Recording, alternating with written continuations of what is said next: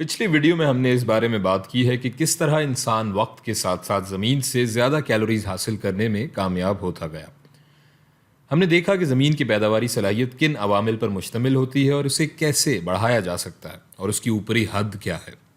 اس video میں ہم دیکھیں گے کہ کیسے انسانوں نے اپنی محنت کو بہتر طور پر استعمال کرنا سیکھا اور ٹیکنالوجی کو بہتر کیا، جس کے تحت کم سے کم انسانی محنت میں زیادہ سے زیادہ پیداوار حاصل کرنے کے قابل ہوئے۔ ہمارے پاس یہ ایک چارٹ ہے جو ایک کتاب انرجی اینڈ سوسائٹی سے لیا گیا ہے۔ یہاں ہم زمین کو قابل کاشت بنانے کے مختلف طریقوں میں استعمال ہونے والی محنت اور وقت کی بات کریں گے۔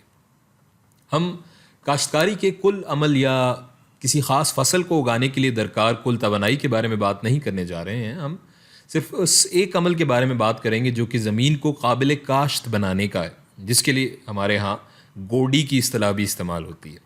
اس میں زمین کو ایک مخصوص گہرائی تک کھود کر الٹ پلٹ کیا جاتا ہے تاکہ زمین میں موجود زرخیز عناصر اوپر آ جائیں، اور پچھلی فصل کی باقیات کو تلف کرنا بھی شامل ہے۔ یہ عمل زمانہ قدیم سے چلا آ رہا ہے۔ تو دیکھتے ہیں اس کے مختلف طریقوں میں کتنی توانائی درکار ہوتی ہے۔ ہم دو حوالوں سے بات کریں گے، ایک یہ کہ انسانی محنت میں کتنی توانائی درکار ہوتی ہے، اور انسانوں کے علاوہ دوسری چیزوں کی محنت میں کتنی توانائی درکار ہوتی ہے۔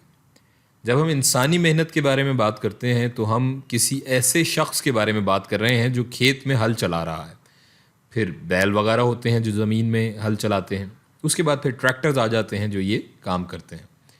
انسانی محنت کی صورت میں 1 ہیکٹر زمین میں ہل چلانے کے لیے 400 گھنٹے لگیں گے۔ بیلوں کی محنت کی صورت میں بیلوں کے ایک جوڑے کے لیے 65 گھنٹے لگیں گے۔ 6 ہارس پاور کا ٹریکٹر 25 گھنٹے، جبکہ 50 ہارس پاور کے ٹریکٹر سے 4 گھنٹے لگیں گے۔